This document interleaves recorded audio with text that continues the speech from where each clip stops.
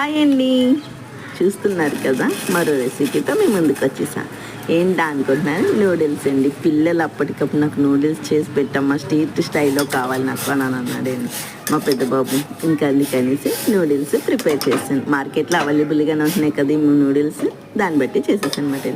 ముందుగా hot water తీసుకోవాలండి. Water తీసుకొని అందులో సాల్ట్ వేసుకొని పొంగొచ్చేంత వరకు ఉంచి, ఆ తర్వాత ఈ నూడిల్స్ మీరు ఎంత కావాలో అంత వేసుకొని ఉడకబెట్టేసుకొని పక్కన పెట్టేసేయాలండి. చల్లారి పెట్టాలి. వాటర్ కూడా వేసాను, చల్లటి వాటర్ కూడా వేసి వడకట్టేసి చల్లటి వాటర్ వేసి ఉడకబెట్టేసి పక్కన పెట్టాను. నెక్స్ట్ మరో బ్యాండిల్ తీసుకొని 2 eggs తీసుకున్నానండి నేను. మీకు ఎన్ని కావాలంటే అన్ని eggs తీసుకోవచ్చు. బీట్ చేసేసి బాగా ఆయిల్లో వేసేసి అనమాట. అంటే నేను పెద్దగా ఉండాలి ముక్కలు అని చెప్పేసి పెద్ద సైజు ముక్కల కింద ఉంచాను, గుండెలా చేయలేదు అన్నమాట.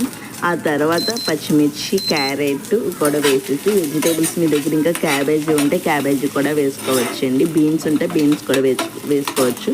నా దగ్గర ఈ 2 అవైలబుల్గా ఉన్నాయని ఈ 2 వేసేసుకున్నాను. ఆ తర్వాత సాల్ట్ కూడా మీకు రుచికి సరిపడా చూసి వేసుకొని, ఆ తర్వాత అల్లం వెల్లుల్లి పేస్ట్ కూడా వేసుకోవాలండి. పచ్చివాసన పోయేంత వరకు వేయించేసిన తర్వాత నూడిల్స్ కూడా వేసేయాలండి. మనకి నూడిల్స్లో ఇలాంటి ప్యాకెట్ ఒకటి ఇస్తారండి, మసాలా ప్యాకెట్, అది కూడా వేసేయాలన్నమాట. ఆ తర్వాత మీకు కారం కూడా చూసుకొని వేసేసుకొని, అలాగే గరం మసాలా కూడా, మిరియాలు, అలాగే సాల్ట్ వీటన్నిటి హై ఫ్లేమ్ మీద మిక్స్ చేసుకోవాలండి. బాగా రఫ్గా చేసేస్తే గుండా కింద అయిపోద్ది. అలా కాకుండా హై ఫ్లేమ్ మీద చేసుకొని సోయా సాస్ ఉంటే వేసుకొని గార్నిష్ చేసేసుకోవడమే. అంతేనండి. సబ్స్క్రైబ్.